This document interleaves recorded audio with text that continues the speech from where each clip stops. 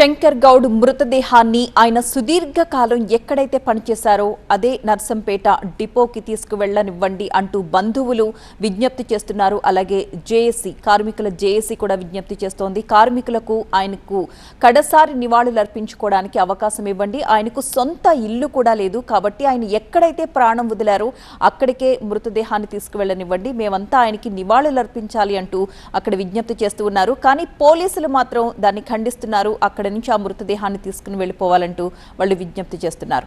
మరొక వైపు మరి కాసేపట్లో విపక్ష నేతలు బీఆర్ఎస్ నేతలు అక్కడికి చేరుకోబోతున్నారు. ఆర్టీసీ కార్మికుల సమ్మెపై ప్రస్తుతం కరీంనగర్లో కేంద్ర మంత్రి బండి సంజయ్ మాట్లాడుతున్నారు. ఒకసారి ఆయన ఏం మాట్లాడారో చూద్దాం. ఆర్టీసీ కార్మికులు ఎదుర్కొంటున్నటువంటి సమస్యల మీద తెలంగాణ రాష్ట్రంలో కార్మికులందరూ కూడా ఇగో మేనిఫెస్టో వాళ్ళది, ఇది కాంగ్రెస్ అభయహస్తం మేనిఫెస్టో వీళ్ళది. ఇలా 28వ పేజీ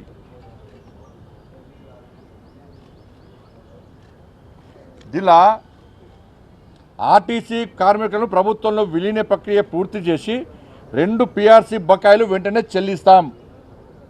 వచ్చే PRC పరిధిలోకి TSR టీసీ కార్మికులకు చేరుస్తాం. వచ్చే PRC పరిధిలోకి TSRTC కార్మికులకు చేరుస్తాం. రాష్ట్ర ప్రభుత్వ ఉద్యోగులతో సమానంగా అన్ని వసతులు సదుపాయాలను కల్పిస్తాం. ఆర్టీసీ బస్సులను ఆధునీకరించి విస్తరిస్తాం. అధునాతనమైన సౌకర్యాలతో కొత్త సర్వీసులను ప్రారంభిస్తాం.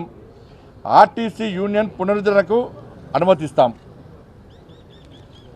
ఇది కాంగ్రెస్ పార్టీ అభయహస్తం పేరుతోని చూపెట్టింది.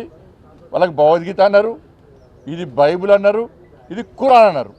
మరి ఏడవాని కుమార్ ఇవన్నీ ఇప్పుడు 2 రోజుల ప్రభుత్వం వచ్చినాక 100 రోజుల లోపల ఈ డిమాండ్లను మేము నెరవేరుస్తామని చెప్పి అన్నారు. ఇలా 900 రోజుల మీ ప్రభుత్వం వచ్చి ఏమైంది?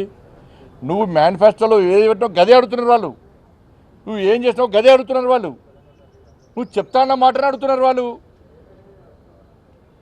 నిన్ను నమ్మి ఓటేస్తే 100 రోజులు అమలు చేస్తాను, 900 రోజులే ఒక్క డిమాండ్ పరిష్కరిస్తలేవు.